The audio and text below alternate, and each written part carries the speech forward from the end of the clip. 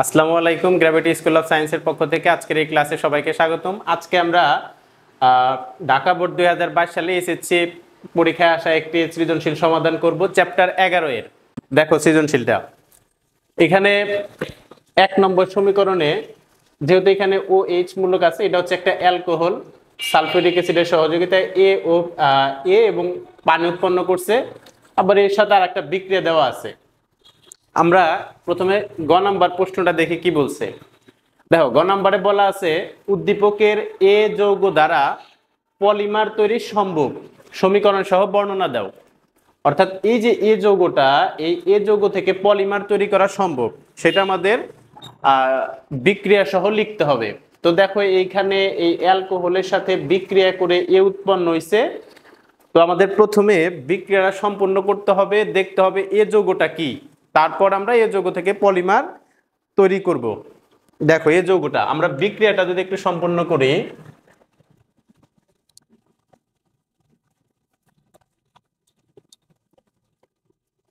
আচ্ছা দেখো আমরা বিক্রিয়াটা একটু সম্পন্ন করি। এখানে n এর মান 3 দেওয়া আছে, অর্থাৎ n সমান সমান 3 হলে এখানে কি দেওয়া আছে, CnH 2n প্লাস 1 OH। দেখো এটা যদি n এর মান যদি 3 দেই তাহলে কি হবে, এখানে C3, এখানে হচ্ছে দ্বিগুণের 1 বেশি, অর্থাৎ 6 আর 1 হচ্ছে 7, আর এটা হচ্ছে OH। অর্থাৎ আমাদের এই যে যে যৌগটা ছিল, অ্যালকোহলটা ছিল, সেটা হচ্ছে এ অ্যালকোহল। এর নাম কি, মিথ এথ প্রপ, অর্থাৎ 3 কার্বন বিশিষ্ট অ্যালকোহল, অর্থাৎ নাম হচ্ছে প্রোপানল। এই প্রোপানলের সাথে যে বিক্রিয়াটা, এই যে বিক্রিয়ায় আমাদের যে এ যৌগটি উৎপন্ন হয়েছে, সেই এ যৌগটাই হচ্ছে আমাদের দরকার। তাহলে আমরা এই প্রোপানলের সাথে বিক্রিয়া করি একটু। দেখো কি ছিল, C3H7OH। বিক্রিয়া যখন তোমরা করবা তো অবশ্যই যৌগটাকে ভেঙে লিখবে, এটা বিক্রিয়াতে তোমার জন্য সুবিধা হবে বিক্রিয়া করাতে। কার্বন কয়টা, 3টা, 1টা 2টা 3টা।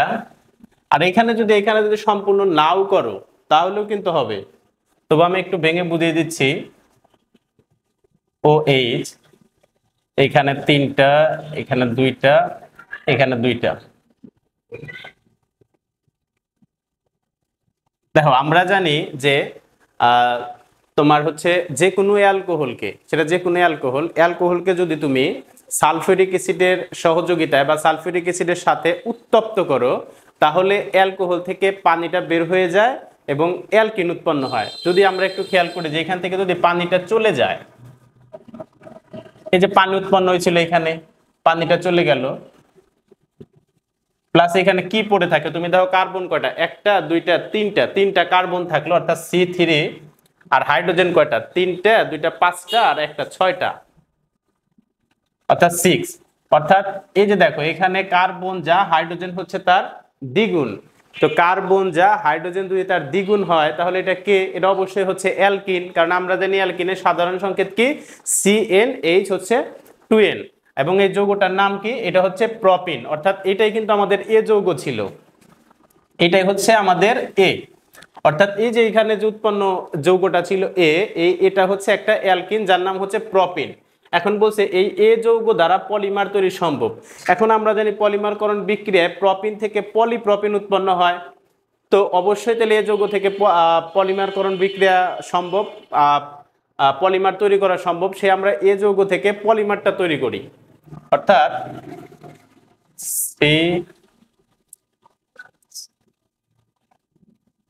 দেখো পলিমারকরণ বিক্রিয়াতে আমরা এই যৌগটা প্রপিনটা একটু এইভাবে ভেঙে লিখি যে প্রপিন হচ্ছে কার্বন কার্বন দ্বিবন্ধন। তাহলে অবশ্যই এইখানে অথবা এইখানে তুমি যে কোনো একটা জায়গায় 2 বন্ধন দিবা, তো আমরা ফার্স্টেই দিয়ে দিচ্ছি।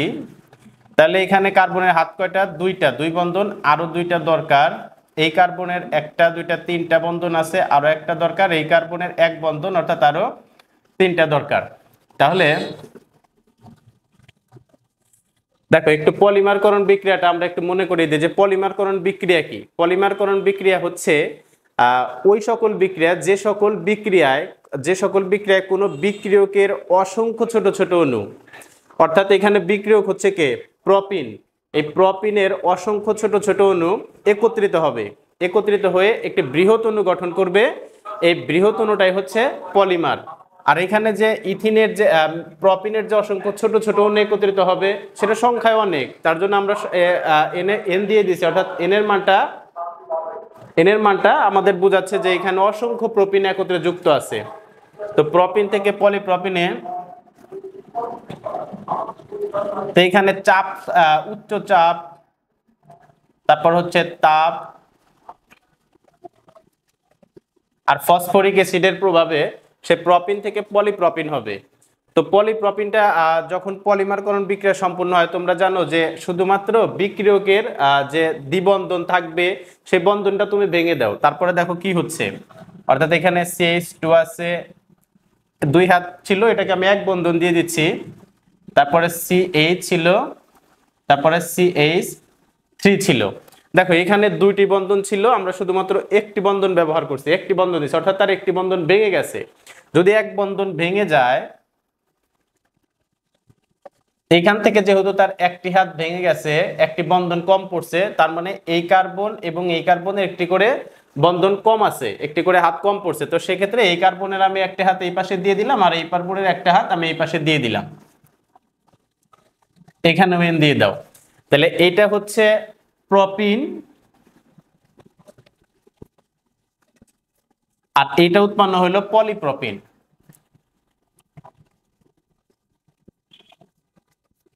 তোমরা জানো এটা হচ্ছে মনোমার আর এটা হচ্ছে পলিমার। আমাদের বলছিল উদ্দীপকের এই যৌগ দ্বারা পলিমার তৈরি সম্ভব, অবশ্যই এই যৌগ দ্বারা পলিমার তৈরি সম্ভব, সেটা আমরা বিক্রিয়ার মাধ্যমে দেখালাম। আশা করি এটা তোমরা বুঝতে পারছো। এরপরে দেখো পরের প্রশ্নটা আমাদের কি বলছে, বলছে এ ও বি যৌগের ব্যাপনের হার একই হবে কিনা। এ আর বি, এই যে যৌগটা ছিল এই এ যৌগ আর হচ্ছে এই যে এখানে এই বিক্রিয়ার মাধ্যমে যে বি যৌগ উৎপন্ন হয়েছে, এই যৌগ দুটার ব্যাপনের হার একই কিনা। আসলে আমরা দেখি যে ব্যাপনের হার একই কিনা। দেখো ব্যাপন হচ্ছে একটি স্বতঃস্ফূর্ত প্রক্রিয়া। ব্যাপন বলতে আমরা কি বুঝি, যে কোনো মাধ্যমে কঠিন, তরল এবং বায়বীয় পদার্থের স্বতঃস্ফূর্ত এবং সমভাবে যে ছড়িয়ে পড়ার প্রক্রিয়াটা, সেই প্রক্রিয়াটাই হচ্ছে ব্যাপন। তো তোমাকে যদি দুটি যৌগ দেয় এবং বলে যে কার ব্যাপনের হার, কোনটির ব্যাপনের হার বেশি আর কোনটির ব্যাপনের হার কম, তো তুমি কিভাবে বুঝবে? আমরা জানি যে যৌগের আণবিক ভর কম, যে যৌগের আণবিক ভর কম তার ব্যাপনের হার তত বেশি হবে, আর যার আণবিক ভর বেশি তার ব্যাপনের হার কম। তাহলে এ ও বি যৌগের ব্যাপনের হার একই কিনা আমার কাছে জানতে চাইছে। তাহলে ফার্স্টে আমাদের এ যৌগ আর বি যৌগটা আমাদের দেখতে হবে যেটা কে।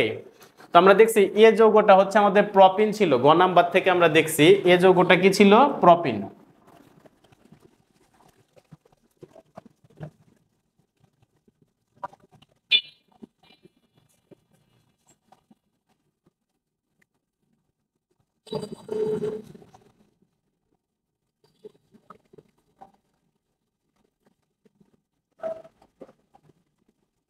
আচ্ছা, আমরা এই যে এই বিক্রিয়াটা সম্পূর্ণ করছি, যে এটা যদি এন এর মান 3 হয় তাহলে এটা প্রোপানল ছিল, সালফিউরিক অ্যাসিডের সাথে সে উত্তপ্ত হয়ে এ উৎপন্ন করছিল প্রোপিন, এটা ছিল আমাদের এ, আর এখানে পানি ছিল। এখন এই এ আবার এইখানে বিক্রিয়া করছে 2 নাম্বার সমীকরণে, তুমি যদি একটু দেখো 2 নাম্বার সমীকরণে কে বিক্রিয়া অংশগ্রহণ করছে, এই এ সাথে, অর্থাৎ প্রোপিনটাই, অর্থাৎ C3H6 বিক্রিয়া করছে কার সাথে, হাইড্রোজেনের সাথে।